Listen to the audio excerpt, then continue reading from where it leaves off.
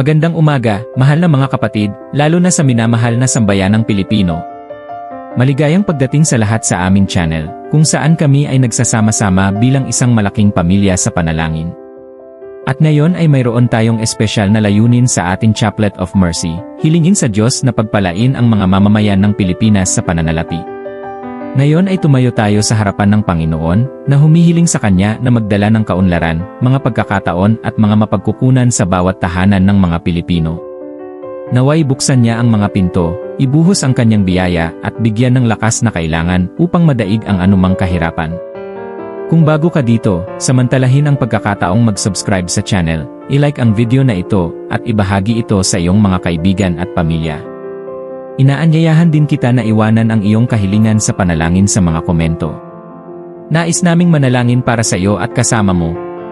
Bago tayo magsimula, ilahad natin ang hangarin nitong Chaplet of Mercy. Panginoon, nagtitiwala kami sa iyong walang katapusang awa. Humihingi kami ng iyong pagpapala sa sambayanang Pilipino na labis na gumagawa at nakikibaka. Bigyan sila ng kasaganaan, karunungan upang pamahalaan ang kanilang mga pananalapi at proteksyon laban sa anumang kahirapan sa ekonomiya. Maghari nawa ang iyong kapayapaan at kasaganaan sa bawat tahanan. Tandaan natin, mga kapatid, na ang tunay na kaunlaran ay nagsisimula sa pusong puno ng pananampalataya, pasasalamat at pag-asa. Sama-sama tayong manalangin ng may kumpiyansa. Sa pangalan ng Ama, ng Anak at ng Espiritu Santo. Amen.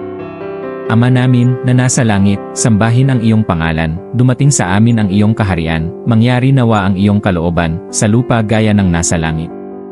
Patawarin mo kami sa aming mga kasalanan, gaya ng pagpapatawad namin sa nagkakasala sa amin, at huwag mo kaming ihatid sa tukso, kundi iligtas mo kami sa masama. Amen. Aba Ginoong Maria, puspos ng grasya, ang Panginoon ay sumasa iyo, pinagpala ka sa mga babae, at pinagpala ang bunga ng iyong sinapupunan, si Jesus. Santa Maria, Ina ng Diyos, ipanalangin mo kaming makasalanan, ngayon at sa oras ng aming kamatayan. Amen. Sumasampalataya ako sa Diyos Amang makapangyarihan, lumikha ng langit at lupa, at kay Jesucristo, ang Kanyang bugtong na anak, ang ating Panginoon, na ipinaglihi sa pamamagitan ng kapangyarihan ng banal na Espiritu, ipinanganak ng Birheng Maria. Nagdusa sa ilalim ni Poncio Pilato, siya ay ipinako sa krus, namatay at inilibing, bumaba sa mansyon ng mga patay, nabuhay siyang muli sa ikatlong araw, umakyat sa langit, siya ay nakaupo sa kanang kamay ng Diyos na makapangyarihang Ama, kung saan siya darating upang hatulan ang mga buhay at ang mga patay. Sumasampalataya ako sa Espiritu Santo, sa banal na simbahang Katoliko, sa pakikipag-isa ng mga banal, sa kapatawaran ng mga kasalanan, sa muling pagkabuhay ng laman, sa buhay na walang hanggan. Amen. Sa pangalan ng Ama, ng Anak at ng Espiritu Santo. Amen. Ama namin, na nasa langit, sambahin ang iyong pangalan, dumating sa amin ang iyong kaharian, mangyari nawa ang iyong kalooban, sa lupa gaya ng nasa langit. Patawarin mo kami sa aming mga kasalanan, gaya ng pagpapatawad namin sa nagkakasala sa amin, at huwag mo kaming ihatid sa tukso, kundi iligtas mo kami sa masama. Amen. Aba Ginoong Maria, puspos ng grasya, ang Panginoon ay sumasa iyo, pinagpala ka sa mga babae, at pinagpala ang bunga ng iyong sinapupunan, si Jesus. Santa Maria, Ina ng Diyos, ipanalangin mo kaming makasalanan, ngayon at sa oras ng aming kamatayan. Amen. Sumasampalataya ako sa Diyos Amang makapangyarihan, lumikha ng langit at lupa, at kay Jesucristo, ang Kanyang bugtong na anak, ang ating Panginoon, na ipinaglihi sa pamamagitan ng kapangyarihan ng banal na Espiritu, ipinanganak ng Birheng Maria. Nagdusa sa ilalim ni Poncio Pilato, siya ay ipinako sa krus, namatay at inilibing, bumaba sa mansyon ng mga patay, nabuhay siyang muli sa ikatlong araw, umakyat sa langit, siya ay nakaupo sa kanang kamay ng Diyos na makapangyarihang Ama, kung saan siya darating upang hatulan ang mga buhay at ang mga patay. Sumasampalataya ako sa Espiritu Santo, sa banal na simbahang Katoliko, sa pakikipag-isa ng mga banal, sa kapatawaran ng mga kasalanan, sa muling pagkabuhay ng laman, sa buhay na walang hanggan. Amen. Amang walang hanggan, iniaalay ko sa iyo ang katawan at dugo, kaluluwa at pagka-Diyos ng iyong pinakamamahal na anak, ang aming Panginoong Hesukristo, bilang pagbabayad sala para sa aming mga kasalanan at sa buong mundo. Sa pamamagitan ng Kanyang masakit na pasyon, maawa ka sa amin at sa buong mundo. Sa pamamagitan ng Kanyang masakit na pasyon, maawa ka sa amin at sa buong mundo.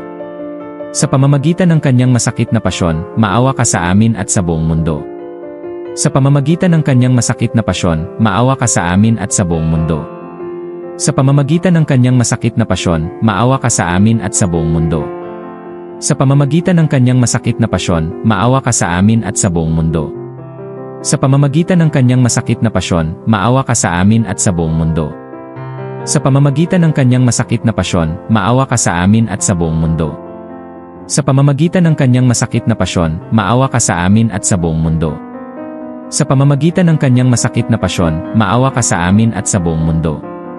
Amang walang hanggan, iniaalay ko sa iyo ang katawan at dugo, kaluluwa at pagkadiyos ng iyong pinakamamahal na anak, ang aming Panginoong Hesukristo, bilang pagbabayad sala para sa aming mga kasalanan at sa buong mundo. Sa pamamagitan ng kanyang masakit na pasyon, maawa ka sa amin at sa buong mundo. Sa pamamagitan ng kanyang masakit na pasyon, maawa ka sa amin at sa buong mundo. Sa pamamagitan ng kanyang masakit na pasyon, maawa ka sa amin at sa buong mundo. Sa pamamagitan ng kanyang masakit na pasyon, maawa ka sa amin at sa buong mundo. Sa pamamagitan ng kanyang masakit na pasyon, maawa ka sa amin at sa buong mundo. Sa pamamagitan ng kanyang masakit na pasyon, maawa ka sa amin at sa buong mundo. Sa pamamagitan ng kanyang masakit na pasyon, maawa ka sa amin at sa buong mundo. Sa pamamagitan ng kanyang masakit na pasyon, maawa ka sa amin at sa buong mundo. Sa pamamagitan ng kanyang masakit na pasyon, maawa ka sa amin at sa buong mundo. Sa pamamagitan ng kanyang masakit na pasyon, maawa ka sa amin at sa buong mundo. Amang walang hanggan, iniaalay ko sa iyo ang katawan at dugo, kaluluwa at pagkadiyos ng iyong pinakamamahal na anak, ang aming Panginoong Hesukristo, bilang pagbabayad sala para sa aming mga kasalanan at sa buong mundo. Sa pamamagitan ng kanyang masakit na pasyon, maawa ka sa amin at sa buong mundo. Sa pamamagitan ng kanyang masakit na pasyon, maawa ka sa amin at sa buong mundo. Sa pamamagitan ng kanyang masakit na pasyon, maawa ka sa amin at sa buong mundo. Sa pamamagitan ng kanyang masakit na pasyon, maawa ka sa amin at sa buong mundo. Sa pamamagitan ng kanyang masakit na pasyon, maawa ka sa amin at sa buong mundo. Sa pamamagitan ng kanyang masakit na pasyon, maawa ka sa amin at sa buong mundo. Sa pamamagitan ng kanyang masakit na pasyon, maawa ka sa amin at sa buong mundo.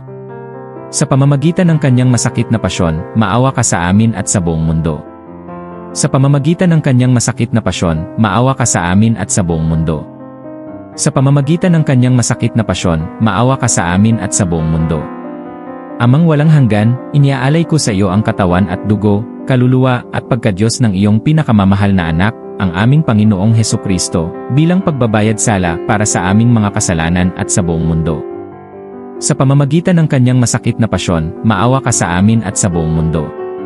Sa pamamagitan ng kanyang masakit na pasyon, maawa ka sa amin at sa buong mundo.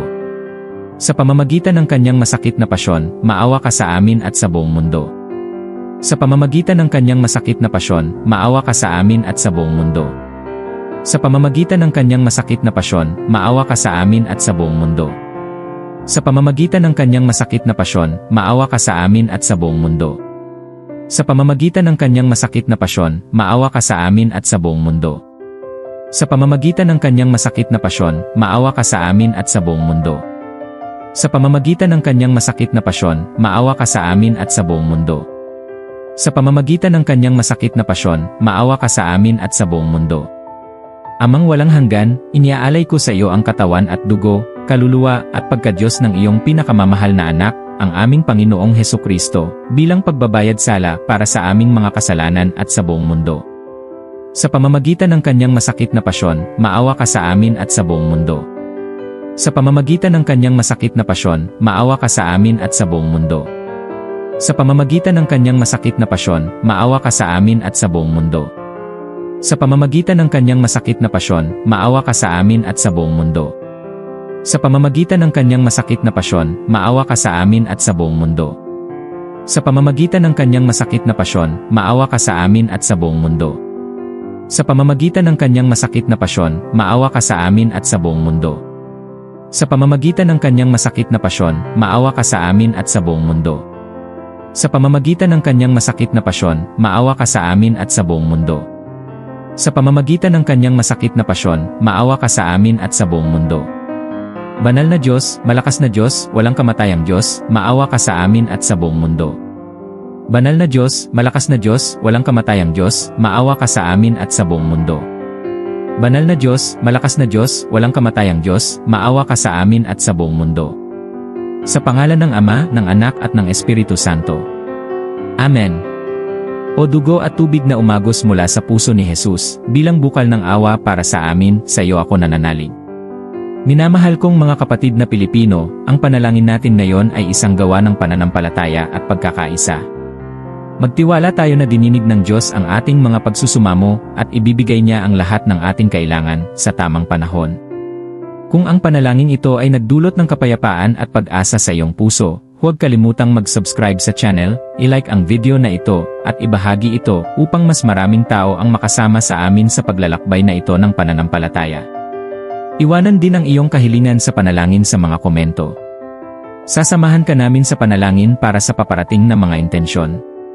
Pagpalain nawa ng Panginoon ang bawat pamilyang Pilipino ng kaunlaran, kapayapaan at pagkakaisa. Hanggang sa susunod na panalangin. Maraming salamat at Amen.